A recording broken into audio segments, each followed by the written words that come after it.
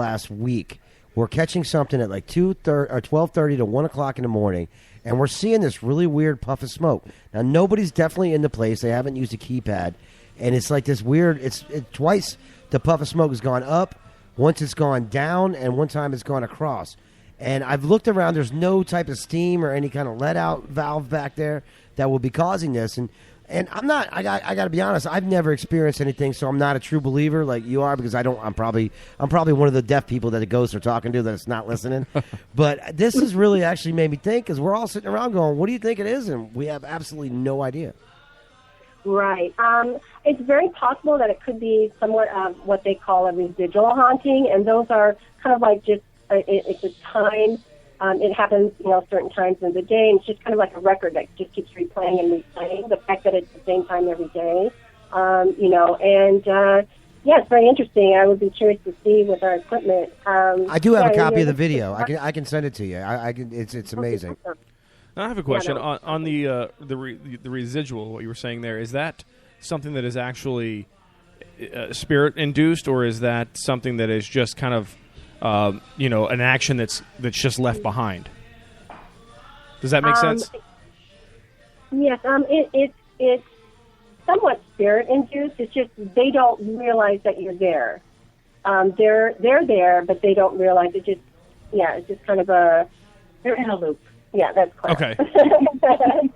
So there's something in a loop. So that's kind of what that's going on. You've all been doing this for 5 years now, so you've got some experience under your belt. And obviously, with reality television, with the advent of this, the popularity of these paranormal shows is at its highest peak. You see it on cable television all the time.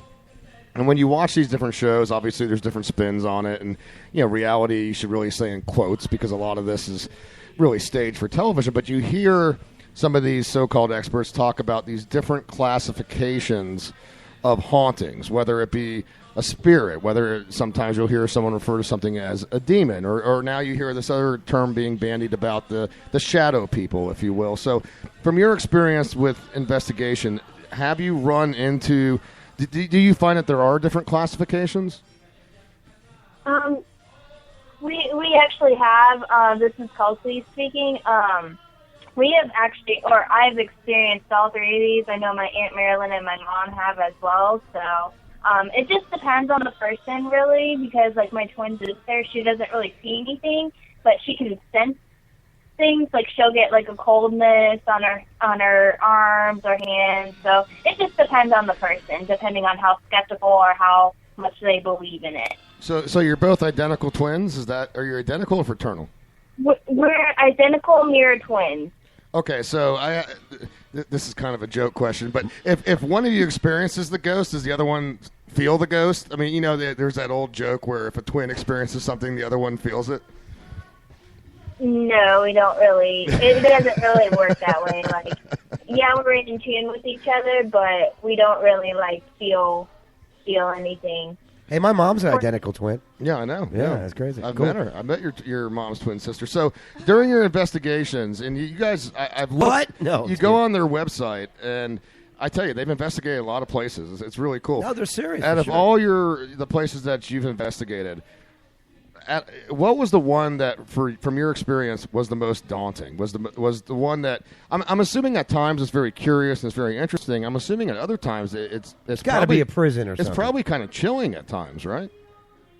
Oh yes, definitely. And of course, the bigger the location, the scarier it is. Only because your mind does play tricks with you when you're in the dark, especially if it's a 60,000 square foot building that's totally abandoned.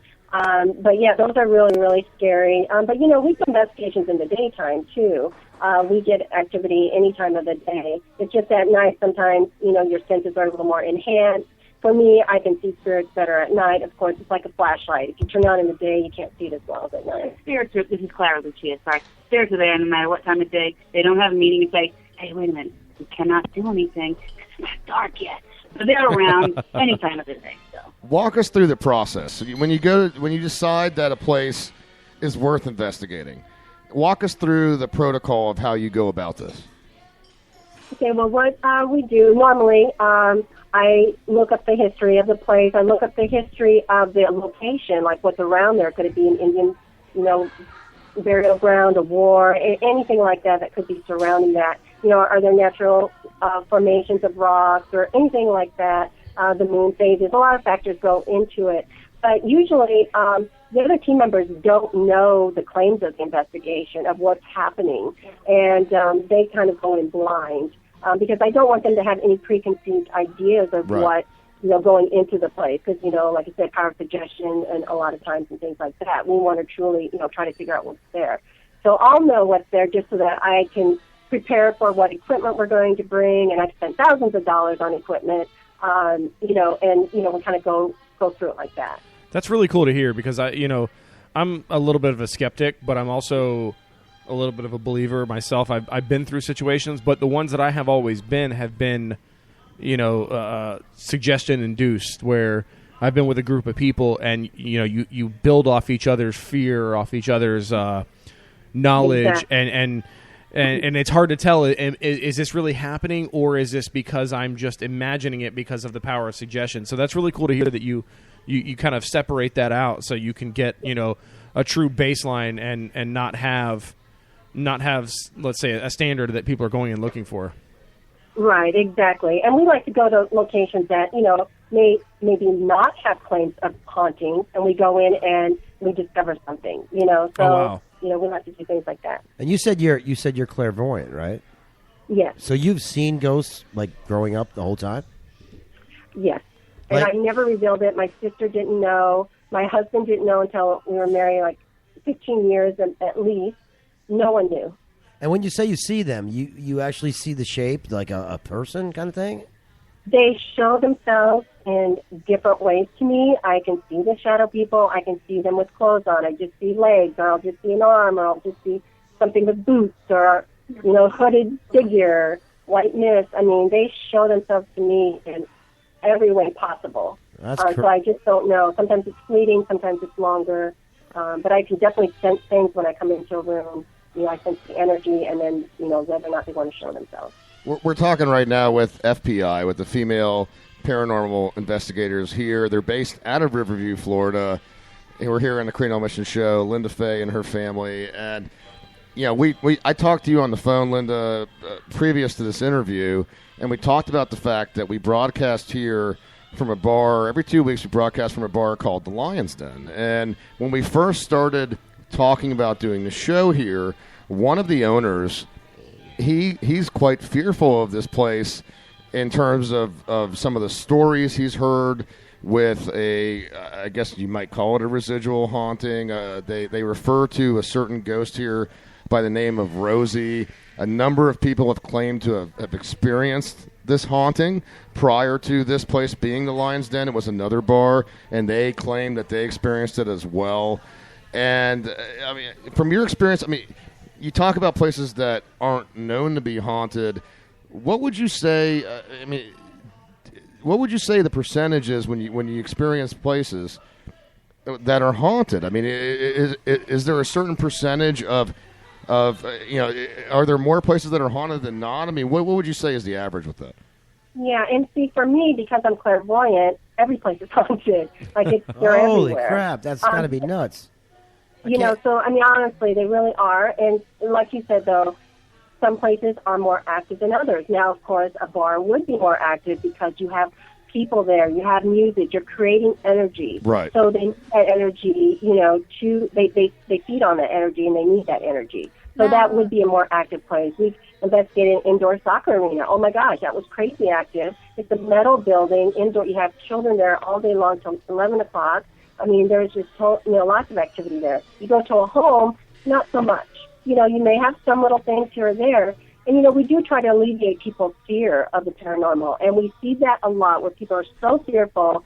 We come in, we explain what we're doing, we show them with our equipment, and we help them alleviate that fear and realize, maybe there's something here, but it's not going to hurt me. It's okay. Now, speaking of energy, depending on the person, the human, like their fear, whether they're scared or excited, can't that energy interfere with whatever paranormal ghost, whatever activity? it might be? Yeah. they like I would watch Ghost Adventures and stuff, and they would say that anyone who was scared, whatever paranorma was there, would react from that person's energy. Like they could move something, they could appear, or something like that, you know. And fear is only as powerful as the energy you give it. And it's so true that someone that's fearful, and they're going to be more susceptible in an investigation, someone that has a fear or they're very sensitive, and spirits will, like not so pleasant spirits, will come to them. So, you know, you really do have to be careful when you do an investigation. If you aren't fearful, you know, like maybe you shouldn't be in that particular investigation. You know, it's really, you make yourself much more susceptible. The woman you were talking to, her name is Faith, and she actually works here at the Lion's Den, and we've asked her in the past, have you experienced this? And I mean, Faith, all this, you've been working here for how long now? I've been here for 2 months, but I haven't experienced anything. So you haven't seen abnormal? Like I haven't heard any weird other noises. Other than us. No. Yeah, okay. Other than you guys, no. There haven't been random footsteps behind me or there's been doors random slamming. footsteps behind you, but there are footsteps. Yeah. They're not random. It's just they're not from Ben. you guys or me. Yeah. But I tell you, one of the partners. What's Brian's buddy's name that also co-owns the place? Larry or Ryan? Ryan. Ryan's quite fearful of what's going on around here. Ryan is very, very fearful. Excuse me, of ghosts, paranormal. Yeah, he feels like there's a lot going on here. Yes, he will not go into the back room by himself at all. He'll only go back there if someone's back there or if someone escorts him back there. And that's he what stays there. He will not stay back there alone once he's back there. And that's what led to this whole thing. When him and I started talking about it, I was like, my God, I got to reach out and find a group. And so, Linda, we talked about this. We got to set this up. We got to get your group in here sometime to investigate this. Obviously, you're not going to want to do it when the place is open and people are hanging out and drinking. But we got to try to set this thing up. I mean, I know you've investigated the Don Vicente, which here in Ybor is a landmark building and is renowned for haunting, so much so that it's on national television. But here, you know, Ybor City, let's face it, this is a historic part of Tampa. It's one of the oldest parts of Tampa. So the Cuban Club was also on a TV show. Yeah, investigated there, the Cuban, the Italian Club. I mean, Ybor is really a hot spot for paranormal activity. It really is. So you think we can get your group up here? What's that? So you think we can get you guys up here? Oh, most definitely. We would love to come. And you know what will really help?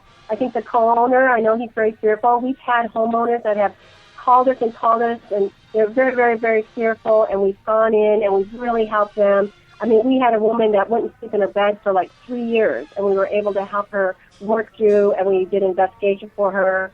And, you know, we've done that for a lot of people, and we'd be more than happy to come in and do that as well. Do you find, you talk about this woman that wouldn't sleep in her bed, do you find that when you go through these investigations, regardless of what your findings are, do you feel that it brings some closure to these people? Do you feel, I mean, you got to wonder. Either way has got to help, right? But you got to wonder if there's kind of a...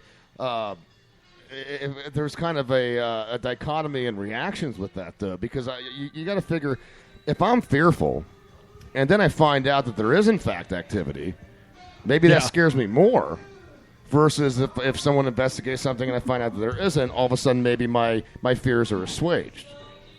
Well, it's more like you come to an understanding of the paranormal, and knowledge is power, so the more you know about what's going on and, you know, that it's not going to hurt you or whatever it might be. I mean, I'm not saying every place is pleasant. There are some places that aren't. But, you know, for the most part, you know, we go in with our equipment, and even just with our intuition, we can sense if something's negative there or not. And so, yeah, we just put the people at ease, and we explain it to them to a place where they feel comfortable being there.